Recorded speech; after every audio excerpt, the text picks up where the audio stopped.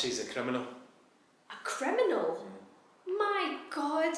Why do they even allow people to come in here and volunteer like that, leave alone work? What's she done? Do you know? Well, I've only heard from someone who is a friend of the guy who works with volunteers at Asian United that they had to do a background check on her. They found out that she's been cautioned in the past by police.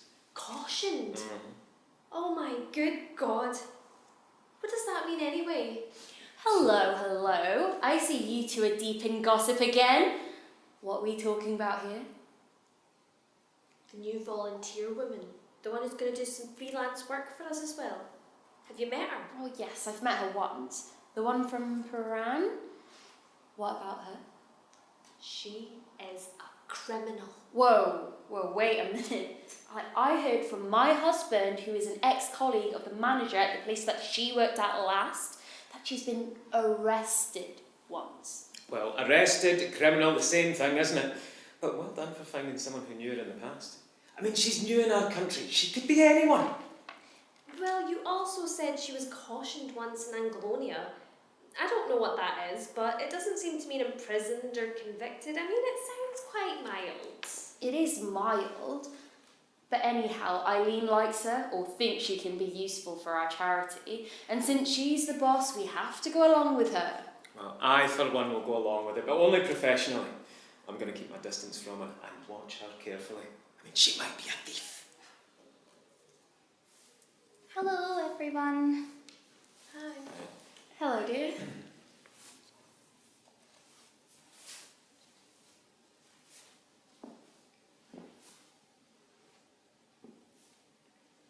She could be a terrorist, or at least a terrorist sympathiser. Most people from Paran are. Oh my dear God. We have to make sure we know where she is at all times when she's in our building. I'm going to follow her to the kitchen, to the toilet even. You two are getting ahead of yourselves. I don't think she would be a terrorist or a thief. I mean, if she was, she wouldn't only get a caution. I work in HR. I know these things better. Although we don't have that caution thing here, it only exists in Anglonia, the place that she was last in. I believe it's a very mild thing, applies to acts like, I don't know, writing graffiti on a bus shelter. Well, her getting arrested is enough evidence for me that she is guilty. Anyway, we all have work to do, and you two have had quite the long tea break. How about going back and getting some work done, eh? Yes, fine, Miss Manager. We haven't forgotten about your promotion. But we're off, all right? No worries.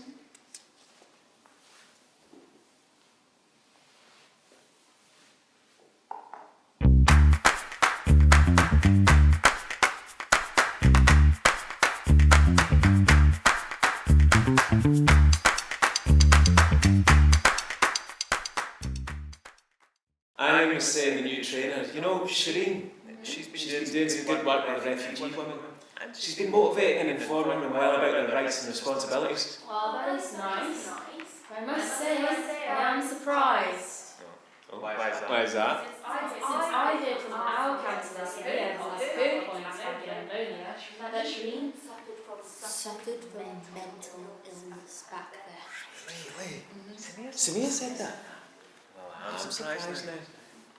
But those kinds of things are confidential. How was she hurt? I'm not sure. I just heard this from her. That's fine.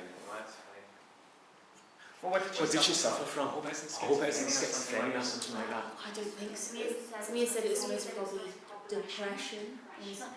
Nothing to worry about. Well, depression can be dangerous as well. I actually read in the latest Vogue, the fashion magazine that I'm subscribed to, that depressed people can be dangerous and they can be very touchy. Ultra careful around her. I'm going to keep ultra careful around her from now on. Yes, it's best to do that. We should all keep our distance from her, keep telling her not to worry. In fact, best not to say much to her at all, and avoid getting into long and close conversations with her. That way we can be sure to stay safe.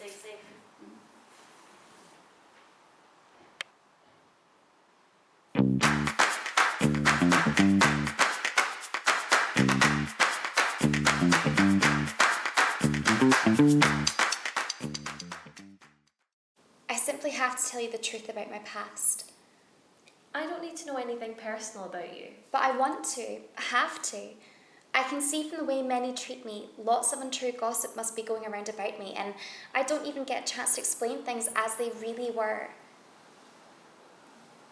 You see, I was a victim of domestic violence, but no one knows about it. I understand.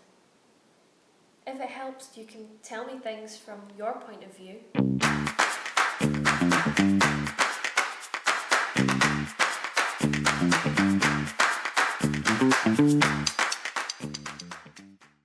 Hello, Shireen. How are you? I haven't heard from you for over a year now. Hi, it's you. Thanks for asking about me.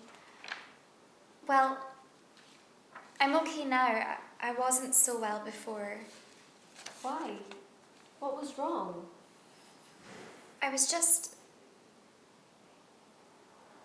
I had enough of it all and wanted to go. What do you mean? Where did you want to go? Well, you know, I wanted to end it all. I couldn't take the prejudice and gossip any longer.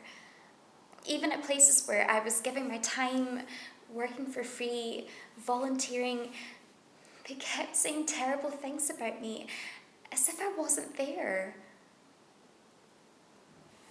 A lot of them pulled their faces at me for no reason, and some even kept saying the word arrested whenever I was around. The others made sure to bring up the words depressed and depression all the time and treated me strangely. I couldn't explain to them that my mild depression was only situational, not a lifelong matter, and it was caused by the lack of employment and a support network anyway. They wouldn't talk to me openly so that I could tell them my side of things. So, finally, one day, I went home and did something to end it all. I couldn't succeed even at that, though. My God, Shireen. I'm so glad that you didn't succeed. I'm really sorry to hear what you've had to put up with. Thank you. You've always been understanding. But why attempt to take your own life? Because of those silly people?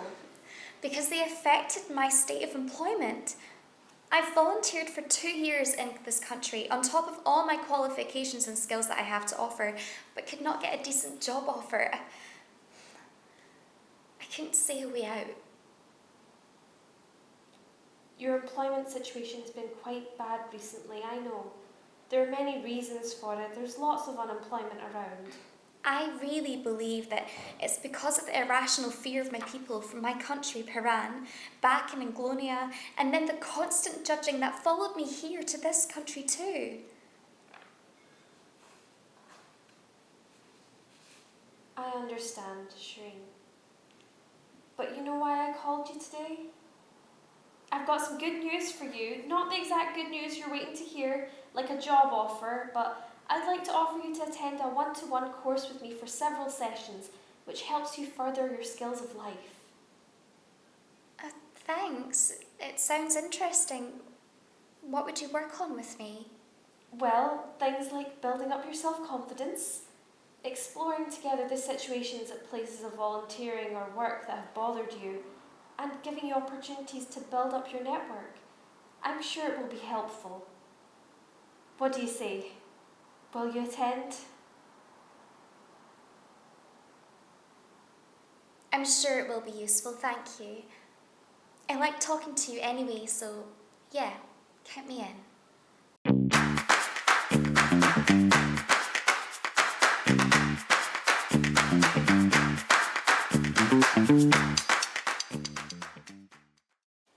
So, Shireen, you've been attending our one-to-one sessions for about 3 months now. How do you feel they've gone? I feel definitely better than when we first started. I'm realising more now that this whole thing is not my issue. It's not my fault. I shouldn't punish myself for the lack of a proper job and what others perceive of me. No, you shouldn't. You know, I read somewhere recently a quote from Carl Jung. I thought that it said it all. Thinking is difficult. That's why most people judge. I've decided to invite people to think more and judge less, using my actions, my voice, and my pen.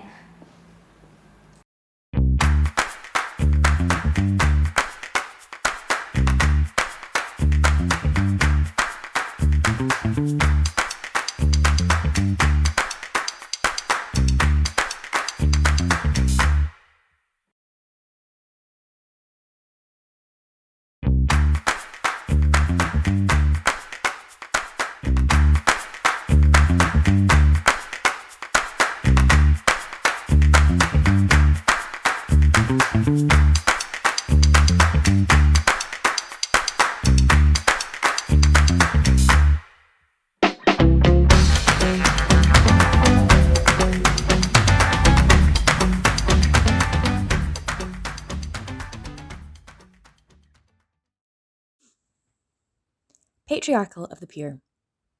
A dimly lit stage. Centre stage, there is a huge green ID card with an SMD screen behind it.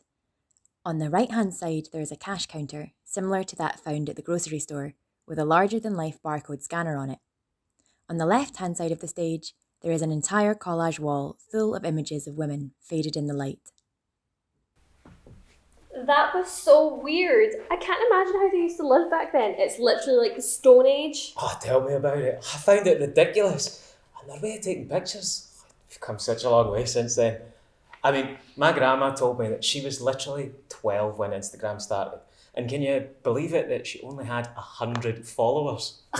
100? That's like nothing. The museum historian enters, followed by a group of teenagers on a moving belt. So now that we've seen what social media looks like a century ago, let's explore another really interesting part of history, which might come as quite a bit of a shock to a lot of you. Trigger warning. Patriarchal structure of society and anti-feminist regime, 2019 to 2079. Anyone who feels that they might get triggered or feel emotional trauma of any kind or varying degree should not proceed further. I'd like to opt out of this one. Me too. Candy Yum Yum and Mystery Man may leave the room. Now that we are all ready, let's begin. As the museum historian presses her remote control, the cash counter with the barcode scanner comes to life through lighting and projection mapping. A stern-looking man can be seen being projected behind the counter, and a myriad of women are also projected, standing in line on the other side. Patient, stoic, blank. Next, number 42301-4056344-0. Please proceed to the front of the counter.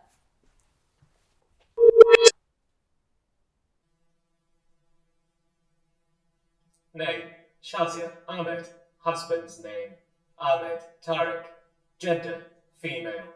Country of stay, patriarchal of the pure. What is the purpose of your visit? I got divorced 6 months ago and I need to get my ID card updated. 2 witnesses required. The witness must either be 2 family relatives male or 1 family relative male and 2 female relatives. My family isn't talking to me right now. Number 42301-4056344-0. I do not make the rules. If you want your ID card updated, you must follow proper protocols and procedures as per the laws of our land. But patriarchal of the pure. I have all proper legal documentation and official divorce papers. Will they not suffice? No, they are not enough. You cannot be trusted. For all the system knows you could have forged the papers. You are not to be trusted. You are a woman. You must abide by the laws or you may leave. But I really need to get this changed. Get 2 witnesses when you visit next. Your time is up. You must leave. Next.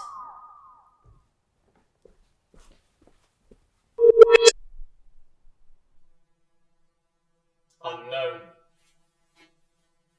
What is the purpose of your visit? I just turned 18 2 weeks ago and I need to get my ID card made. Whose name will you get it made on? Mine, of course. Let me ask you again. Whose name would you like your ID card made on? It's my card, so it'll be my name. Okay, I'm going to ask you for the last time. Whose name would you like to get your ID card made on? Are you crazy? My name is Anika Ali Sheikh. That is the name I would like to get my ID card made on. That is fine, but your identity is incomplete till I know who Ali Sheikh is. Is he your father or your husband? Why does that matter? It is my identity, not my own. Why don't you wait here a minute? Let me just check and get back to you. Code red. I repeat, code red. So let me get your information here so that we can get your ID card into order. Finally, thank you. Can you please hurry though? You've already wasted a lot of my time and I have a lot on my schedule today. So what information do you need? You're under arrest for breaking the Penal Code 7676, which clearly states that no woman of patriarchal of the pure can define herself without her husband or father. Okay, this entire country is insane. You need to let go of me right now. I literally just came so that I could get my ID card made and get the hell out of here. I'm afraid she's reached level 3 of the feminist disease. We must electrocute her. Thank you, officers. I was worried that she might contaminate the rest of them. Always here to protect the patriarchy. This disease has really deranged them. These women have forgotten their place. But don't worry, she will be reprogrammed to remember who owns her. If you have any more trouble, you press that button. No! Initiate shutdown. Trauma has been triggered. Initiate shutdown. Trauma has been triggered. Initiate shutdown. Trauma has been triggered. Initiate shutdown. Trauma has been triggered.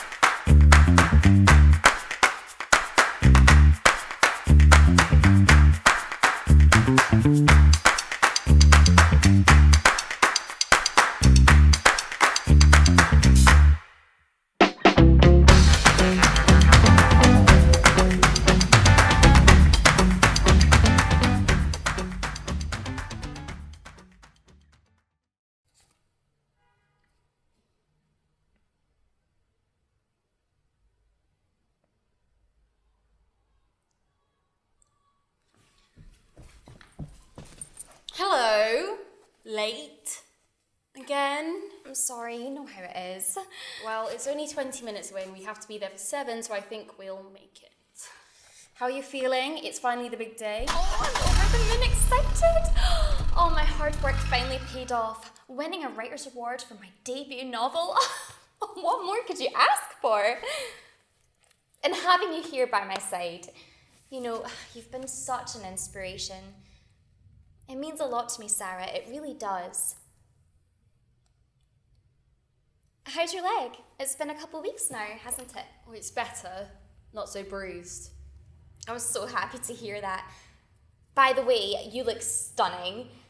That dress reminds me of the one you wore to prom. It's a similar colour. Oh, it's the same one. I'm just wearing it with a shawl. Where's your dress from? Oh, I got it from a boutique in the city. Prom is one of my best memories from high school. Remember, we agonised over what to wear for weeks. It was like a 3-stage operation. First, we looked only, made a mood board. Then we went out almost every weekend for weeks, trying on this dress and that dress, making sure every little detail was perfect. I think it took us so long, not because we couldn't decide, but because we enjoyed the process and felt so luxurious in those shimmering silks and huge tulle. And then the last stage was accessories.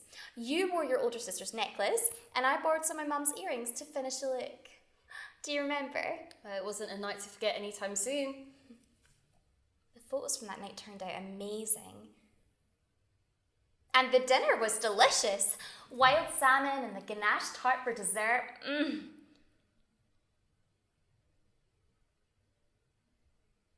Are you all right? You seem a little quiet today. Well, it's just I need to concentrate on driving. The accident really knocked my confidence, so I just need to concentrate now. I get it. It's like when I was sending out my manuscript to different publishers and kept getting rejections. You start microanalyzing stuff, going through it with a fine-tooth comb. Oh, it affects your confidence, you know? You start doubting yourself and having to really think before you write. It's not like that. Like, you can't compare a car accident to a manuscript rejection. You're right. They're not the same. I'm sorry. I think I'll just sit quietly now.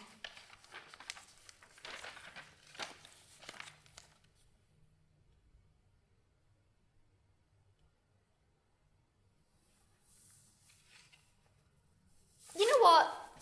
I can rehearse my acceptance speech. You don't have to pay attention. Hey everyone, thanks for inviting me tonight and for awarding me with this award. I'm glad you enjoyed my book. I want to thank my family and friends, especially Sarah, who is in the audience tonight. She has always helped me and supported me, given me inspiration through my writer's block, and always encouraged me to pursue my passions.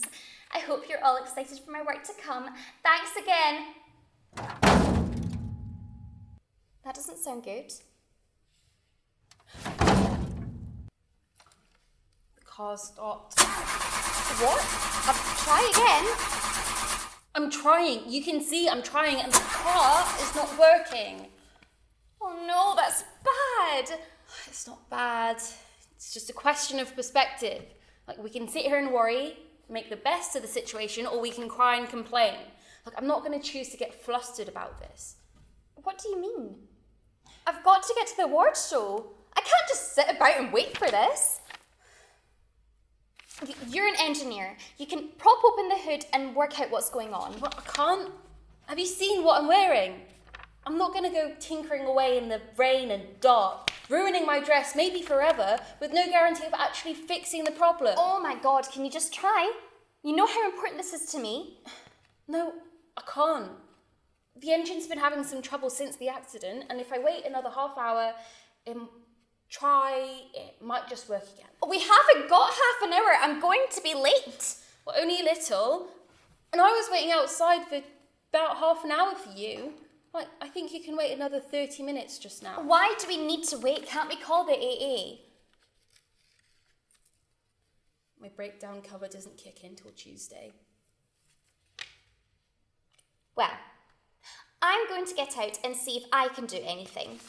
Maybe I can call a taxi? No, we can't leave my car here in the middle of an unknown neighbourhood for hours. Why are you being like this? Just unlock the doors. Of course. You tried to leave me again. This happens every time, and I won't let it happen again. Not tonight. It's not that deep, Sarah. We've just got to get there on time. But easy for you to say. Here you are wanting to run off, grab your flashy prize for your flashy book, and leave me alone in the dark again. What do you mean? You don't even realise. That glittery, dazzling night, our prom that you were reminiscing about just a few minutes ago. Have you forgotten what happened? Yes, we were excited. Yes, we prepared for months. But as the night went on, you disappeared. I was looking everywhere for you, and then I got tired of looking and left. The next day, I saw pictures of you and Natasha at the after party. You'd gone there without me. And whilst you were gone, a video of me looking lonely and desperate was put up, just to be laughed at by the whole year. I know you know it was wrong and that you remember it happened. I can see it in your eyes. And it's in your book, that horrible book. Did you think I'd never read it? No, it isn't like that. I was wondering why you never sent me a copy. Never sent your best friend a copy, only had to get to the end of the first chapter to know why. I'm sorry, I didn't want to hurt you. Didn't want to hurt me. What did you think, that I would never find out? That you could write a thinly disguised book about my life? My secrets put on a plate for the world to pick at? Secrets I shared with you and I wouldn't care? That's why I didn't tell you. I knew your story was the one that had to get out. The book practically wrote itself. A shy, mysterious girl moves to a big Scottish city after growing up in rural Zimbabwe. Bam! Her mother, a model and charity CEO, is murdered. Murder weapon, an ivory tusk. Prime suspect, her diplomat husband. Oh, it was an irresistible story. You took the worst moment in my life and made it your best. I'm sorry. If I could go back in time, I wouldn't do the same again. We've had some great times over the years. I really value your friendship. I think we have something special and I wouldn't want to throw it all away. Your mascara's running down your cheeks. Here.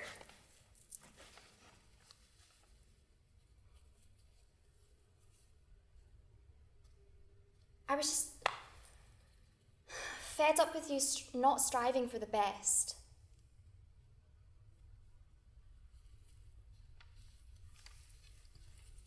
I haven't had a life like yours, full of excitement and privilege.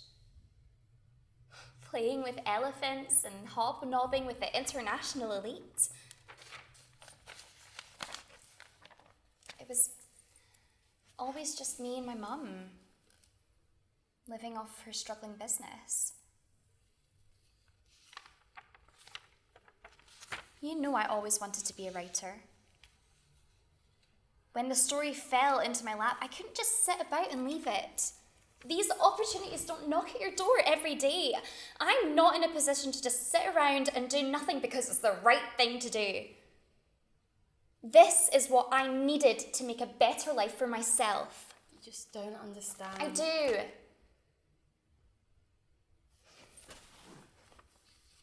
Your story was appropriated by newspapers. So many unkind headlines and gossipy articles. This was a chance for me to tell your story right. A chance to tell it how you would have wanted people to hear it. This wasn't just about me. It was about your story. I just don't think you went about it the right way. Like, you didn't get my permission. You didn't even send me a copy of the book, for goodness sake. You're right. I didn't do it right. I'll do anything to make it up to you. If I could go back in time, I would.